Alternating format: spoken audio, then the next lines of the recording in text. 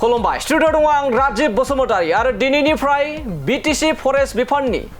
गोदानै साख्रि ओंखारनाय फिजिकेल फिटनेस टेस्टआ जागायबाय आरो BTC फरेस्ट बिफाननि जा फिजिकेल फिटनेस टेस्ट बेखौ लानाय जादों क'क्राझार सहरनि साखाथियावनो थानाय हरिनागुरि गोजौ फरायसालिनि गेलेग्रानि लांदां फोथाराव रोजा रोजा लाइमोनफोरा दिनैनिफ्राय गोबां सिमां आरो मिजिं लानानै फरेस्ट बिफाननि जा साख्रि ओंखारनाय फरेस्टार 1 आरो फरेस्ट गार्डनि जा साख्रि ओंखारदों बेयाव रोजा रोजा लाइमोनफ्रा बाहागो लानानै बा एप्लाइ खालामनानै दिनैनिफ्राय गोबां सिमां आरो मिजिं सुजुनानै फिजिकेल फिटनेस टेस्टखौ जागायबाय आरो बेबायदिनो गोबां लाइमोनफ्रा क'क्राझार सहरनि साखाथियाव थानाय हरिनागुरि गोजौ फरायसालिनि गेलेग्रा फोथाराव बेबायदि बाहागो लाफैदों आरो बे समाव मख'जाथावदि गासै BTC फरेस्ट बिफाननि जा साख्रि ओंखारनाय भेकेन्ट पस्ट बे जाहैबाय गासै 157 फरेस्टार 1 आव 47 गासै 47 आरो फरेस्ट गार्डआव 110 बे समाव फिन मख'बावोदि आथिखालनि सरकारनि गोदानै साख्रि थिसननाय जा फिजिकेल फिटनेस टेस्ट बेयावहा गासै पस्ट दङ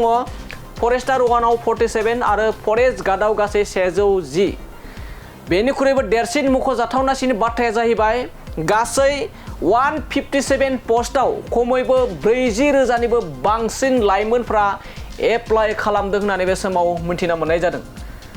35,000निफ्राय 40,000सिम एप्लाइ खालामनायनि बाथ्राया बे समाव गोबां सावरायनायखौ नुनो मोननाय जादों गासै 157 पस्टआव 35निफ्राय 40,000सिम एप्लाइ खालामनायनि बाथ्राया ओंखारदों बेखौ दिनै बुंनांगोन जे गोबां लाइमोनफोरा एबा गोबां लाइमोनफोरनि गेजेराव गासै 157 पस्टखौ एबा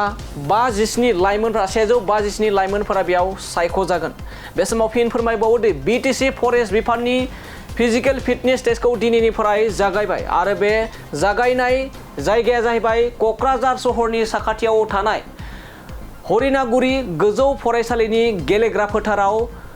BTC फरेस्ट बिफाननि जा फिजिकेल फिटनेस टेस्ट बेखौ लानाय जादों आरो बेफोरबायदि पुलिस बिफाना गोबां सिग्रोमदों आरो गोबां फुल टाइट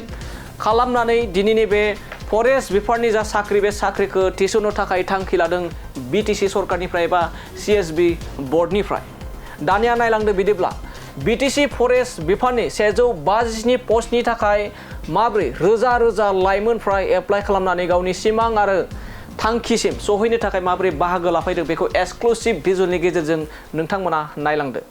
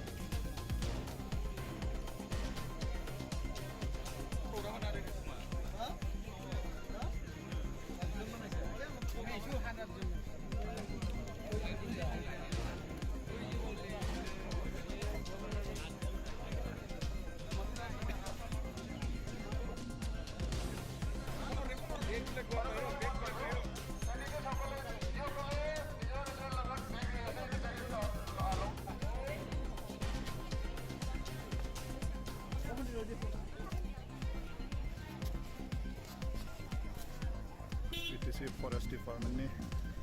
रेलि दं